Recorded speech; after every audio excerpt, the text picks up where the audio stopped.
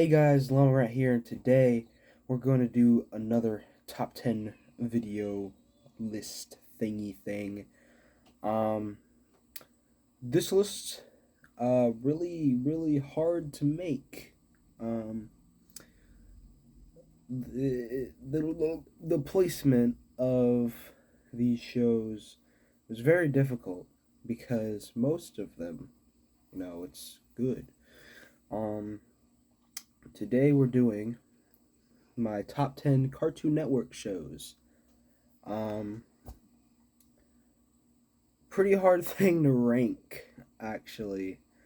Um, because there are so many good Cartoon Network shows. There are so many good Cartoon Network shows. So many good ones. So many iconic shows. So many groundbreaking shows. Shows that break the mold. Um, that aired on Cartoon Network. Um, So these choices were pretty difficult to make. Um, but got them lined up in a top 10 format. I don't know if this completely represents how I view them. Because, like I said, it's not an easy thing for me to rank because I like all these shows a lot. Um, but yeah. Anyway, let's get started. At number 10, we have the boy who goes on the marvelous misadventures. We have Flapjack. Um, Marvelous Misadventures of Flapjack. Very, very strange show. Um, I think it's one of the shows on Cartoon Network I watched the most as a kid that impacted my behavior. Um, Anyone who's been on the channel for a little while probably knows I'm a weird fucking dude. um, um, I'm really weird. God, I'm weird. Flapjack kind of impacted that a lot. Me watching shows like Chowder and Flapjack. Um, just like I don't know, it destroyed my brain, and it made me super strange. It made me even more strange than I already was. I evolved. Um, but Flapjack was an interesting show. Um, a lot of parts of Flapjack were kind of dark and scary. Um,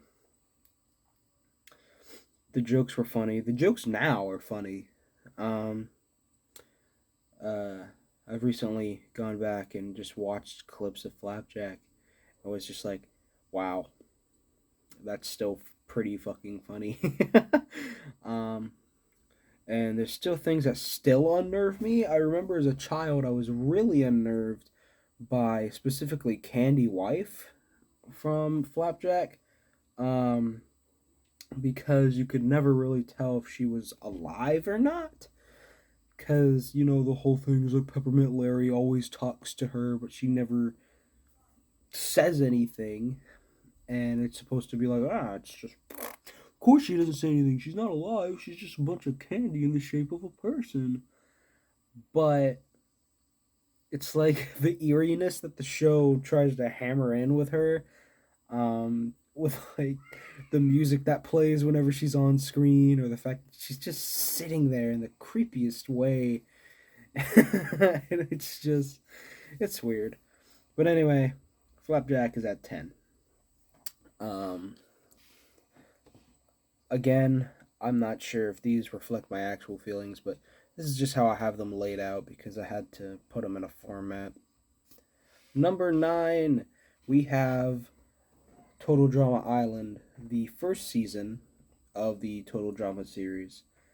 Um, Total Drama Island, it's pretty good. It was funny.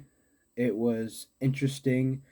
I think Total Drama Island is one of the things that made me really kind of get into watching competitive, like, um, not reality shows, but things like Face Off. I love Face Off. Um, Not Man at Arms. It's called something else. Forged in Fire, I think is what it was called, where they have to face off and make their own weapons, because they're all like blacksmiths. Shows like that, where it's like a competitive thing to win a prize at the end. Um, it's like part reality, but mostly challenge stuff. And I think Total Drama Island was one of those shows that really got me into that, because every week I was like, all right, who's getting voted off this week? It's gonna be insane, and it was intense. Um, Watching people like Heather just really just seethe. Just nobody likes Heather. Fuck Heather, she sucks. Um, and just really getting into the characters. I don't know, something about the characters just felt real, even though they were like comically um like pushed um to accentuate how the character is supposed to react and be portrayed, almost like a parody of character archetype, which I think a lot of them were. But yeah, I don't know. Total Drama Island was just fascinating, interesting. Um, Kept you on the edge of your seat, because there's people you wanted to get voted off and people that you didn't. And when someone that you didn't want to get voted off gets voted off, it's just really sad. As the series progressed, it got worse and worse. The first couple sequels to the show were fine, but then, you know, just kind of went downhill, as most things do. For number 8, we have The Batman. Um, the Batman actually ran a lot longer than I thought it did. Um, I think it has like 3 seasons or something. Um, I'm talking about this specific Batman show with The Batman. Um, with it's like it's a mature Batman show, unlike Brave and the Bold, which was more like comical with some mature moments in it. Um, because it was going for like a mix of 60s camp and like comic book stuff. It had all the stuff in it. But The Batman was different. It was darker without being edgy, and it was interesting. Uh, all the characters in the show really interesting. They were voice acted well. You had people like Clancy Brown. Um, you had Kevin Michael Richardson. Um, you had a lot of good voice talent on this show, and it was interesting. It was dark. The plots were fun to follow. You got to see characters evolve over the show. Alfred in this show is gold. He's so perfect.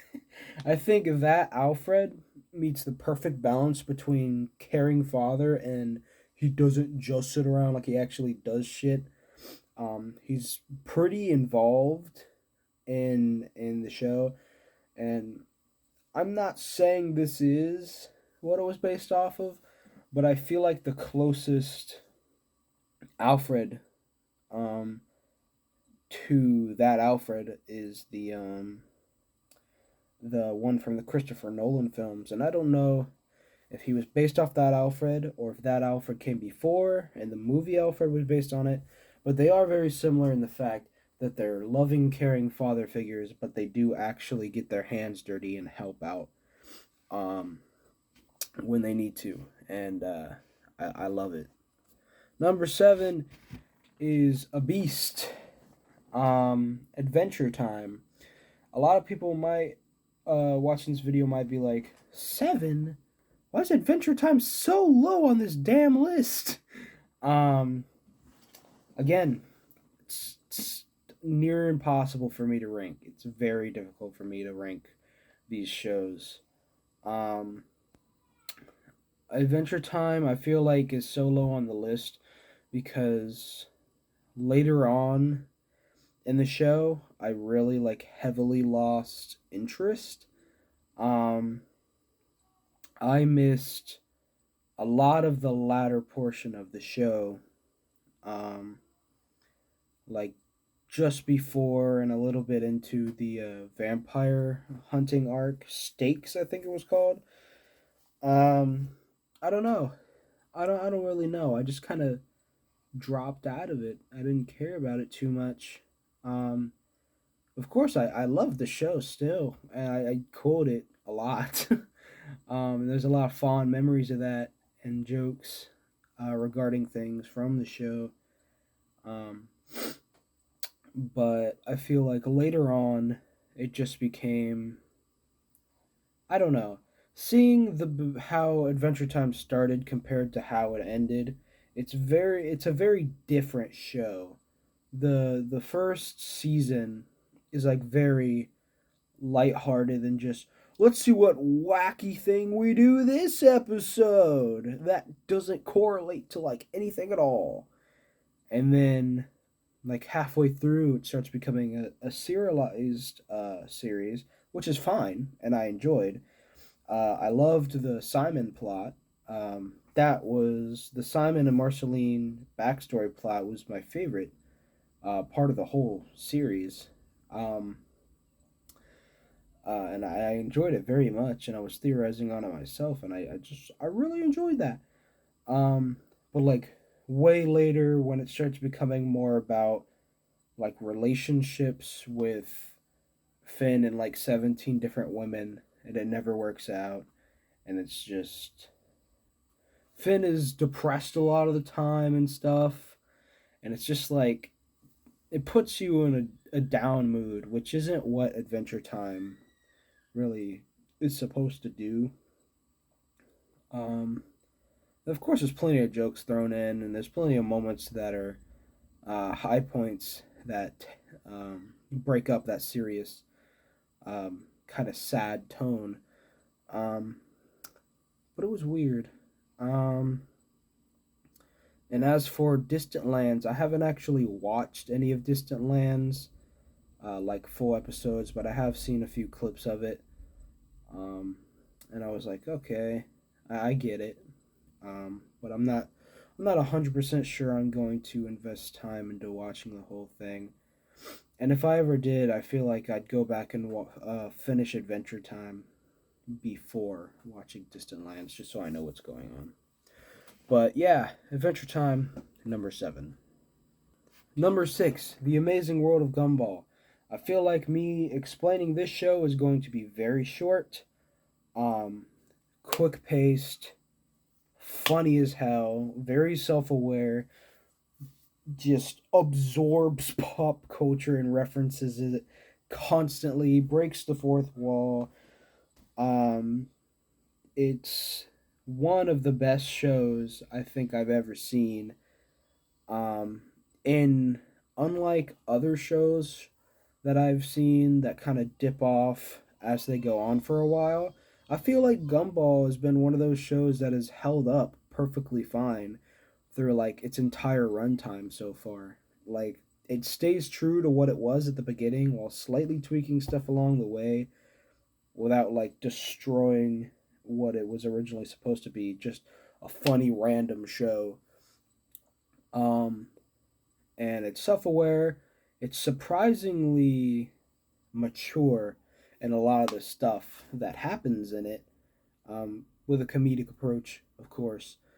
But it was it is a really good show, and I hope Gumball has even more runtime and doesn't fall into the fate of becoming obscure.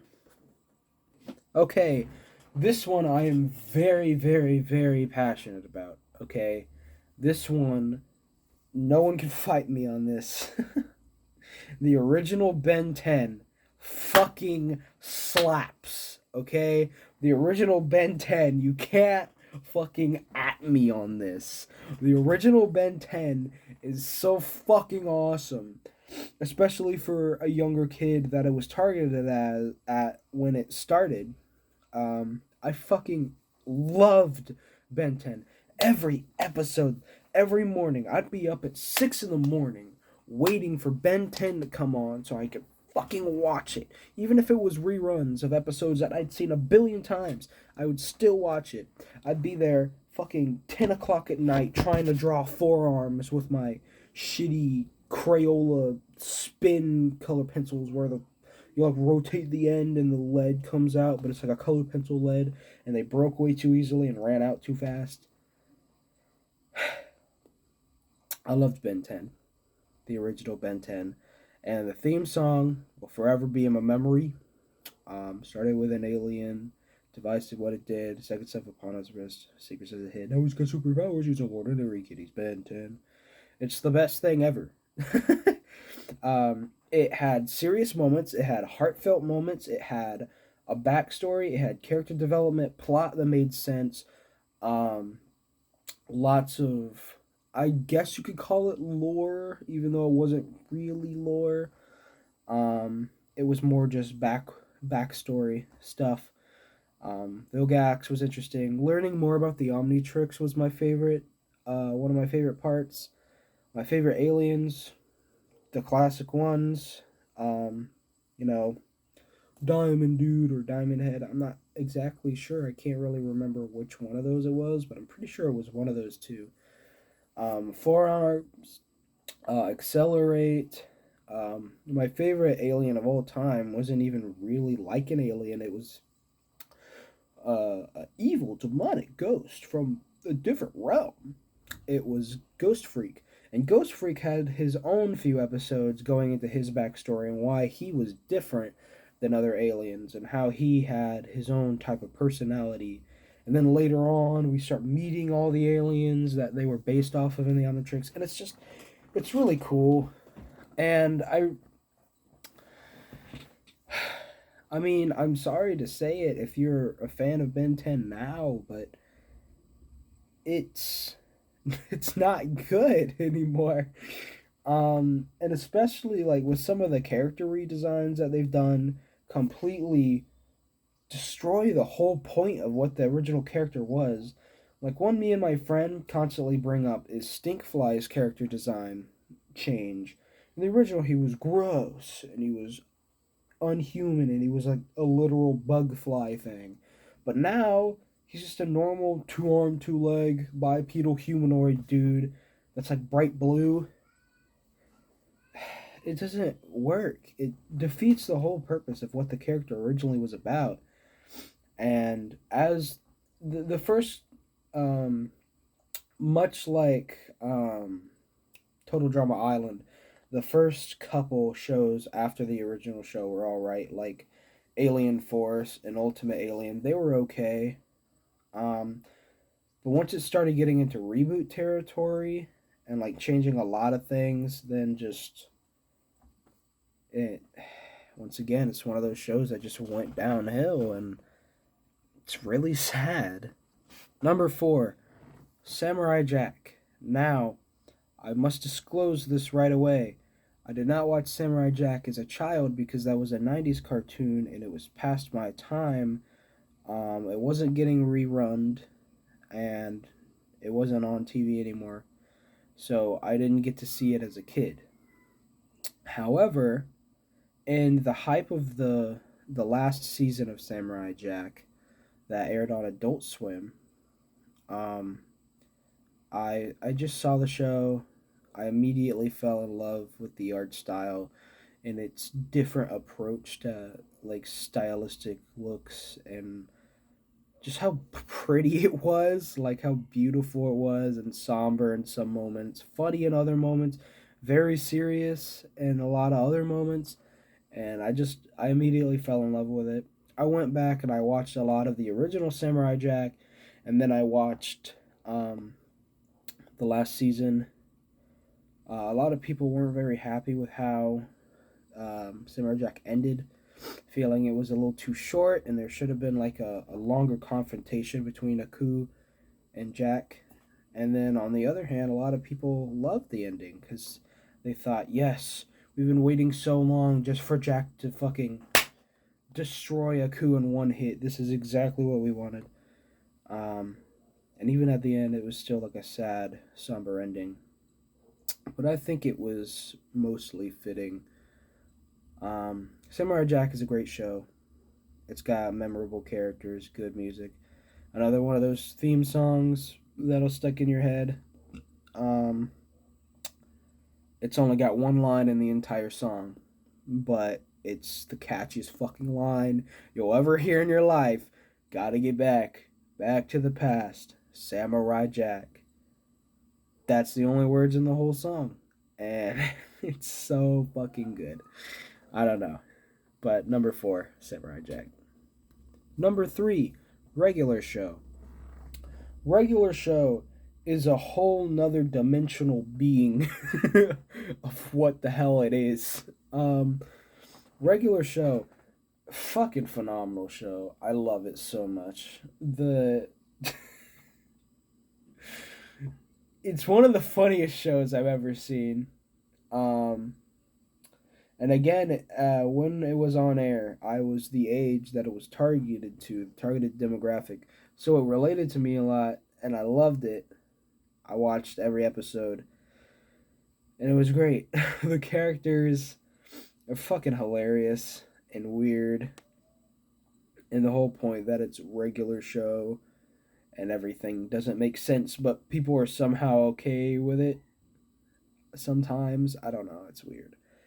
Um, a lot of my favorite moments from that show are forever stuck in my head, and I quote them too a lot just because like it's just a memorable show and everything is ingrained.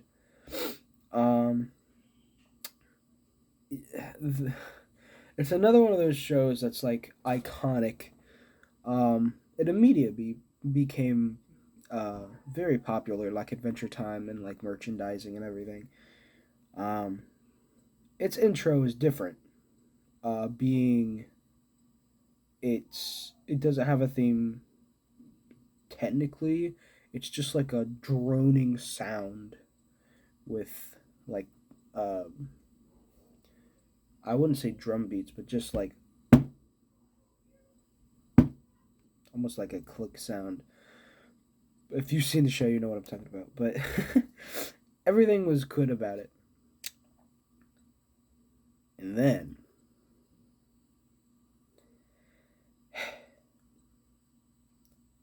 it's unfortunately another one of those shows that went downhill because they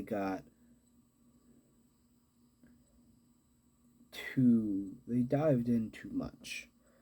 The subtle point, or not so subtle point, of Regular Show is that it's titled Regular Show,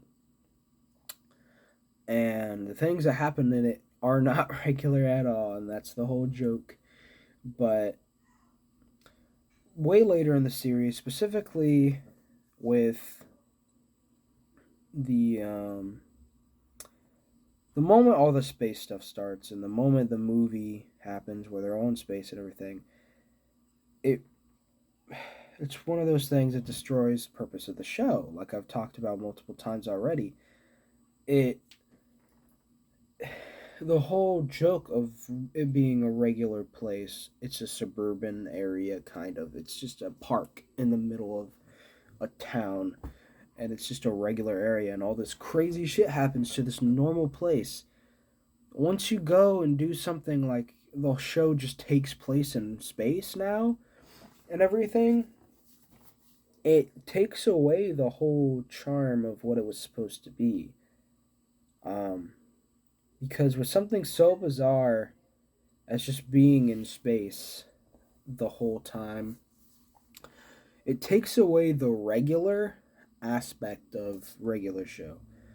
And if there's no regularity, I'm pretty sure that's not a word. Um, it takes away what makes the show regular, and it's always random and it's always strange. It's always weird, which then just makes it like a lot of other weird shows, which isn't the point.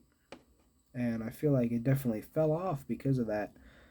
The ending of the show, like the final scene where everyone's together with their families and everyone's older and everything, it was heartwarming. It was good, but I think for the most part, the ending really fell off because of that.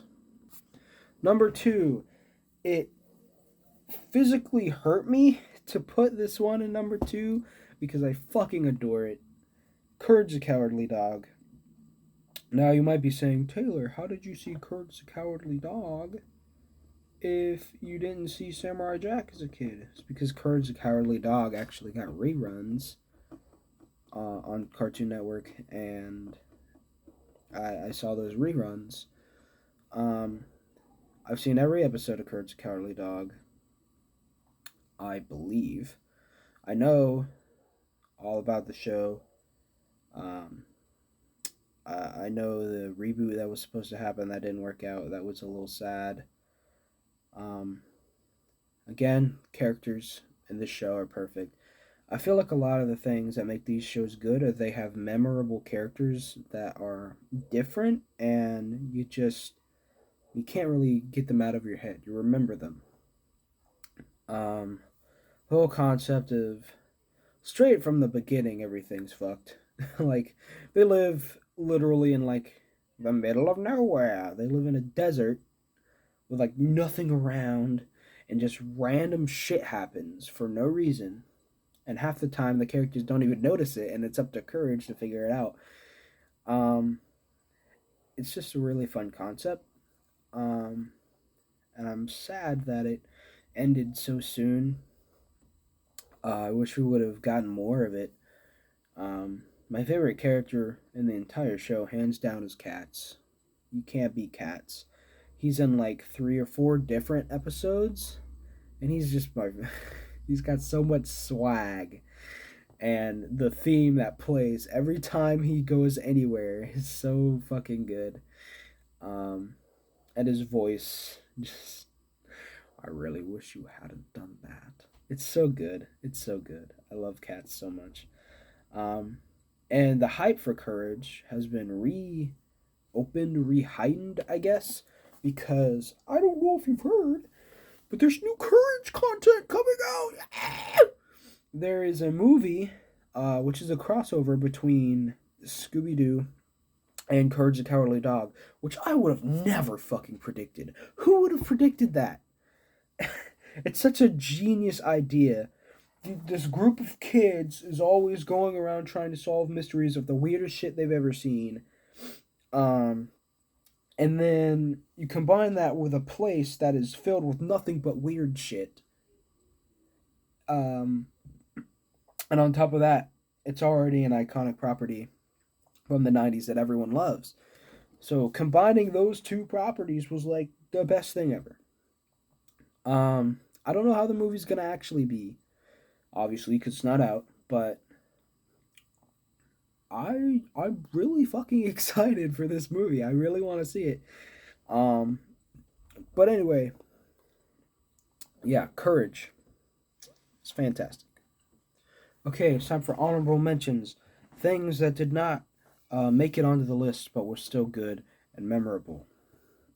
Camp Lazlo, Foster's Home for Imaginary Friends, Generator X, Transformers Animated, Batman the Brave and the Bold.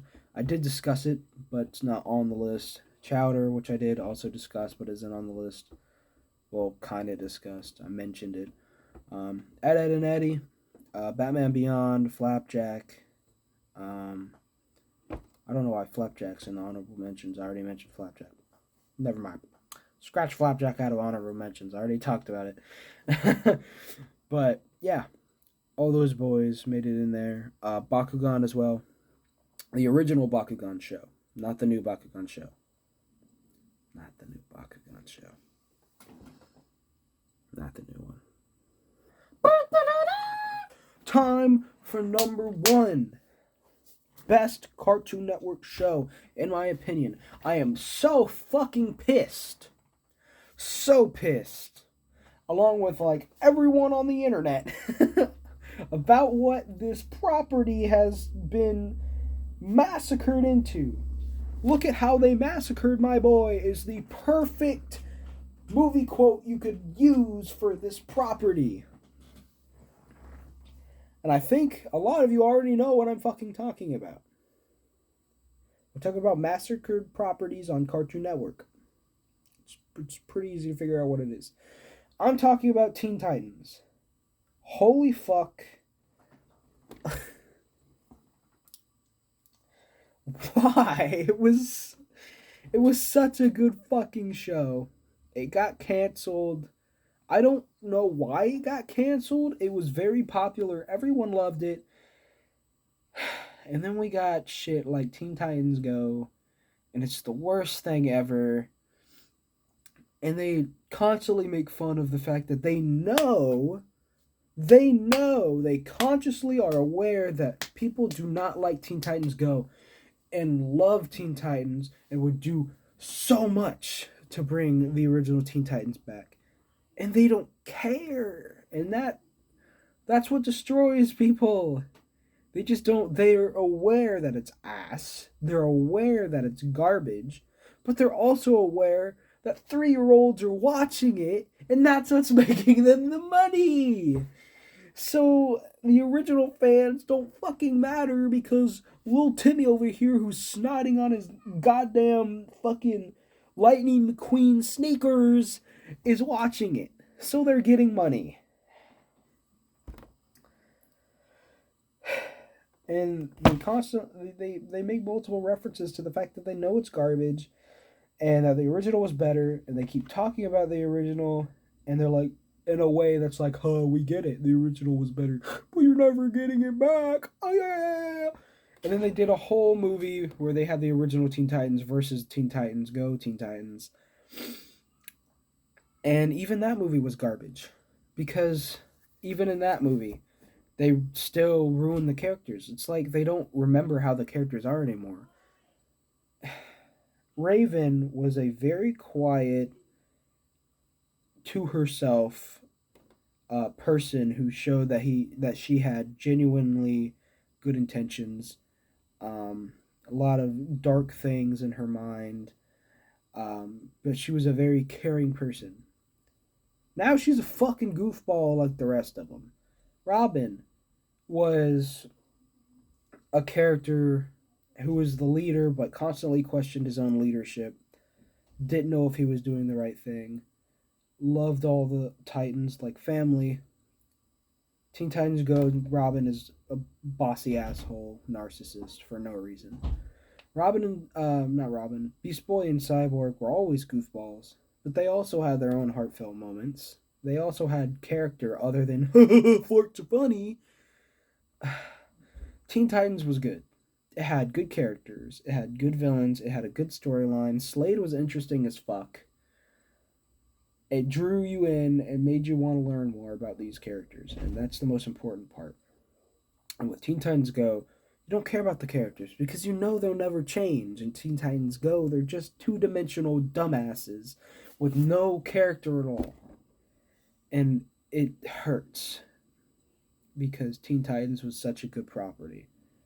And the chances are it's never going to be brought back because of how they're going with things right now. Just, we know the original existed, and it did, and it was good.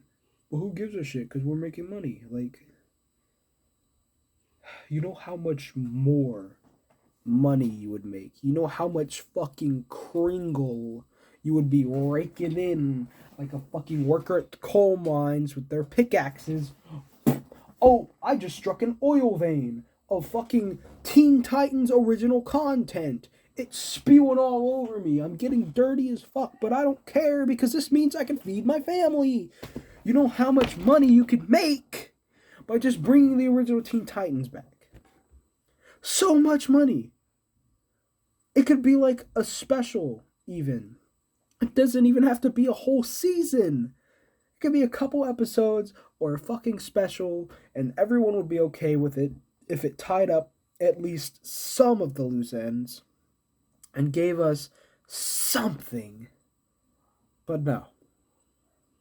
We get Teen Titans Go to the movies, and we get Teen Titans versus Teen Titans, which just shits on everything.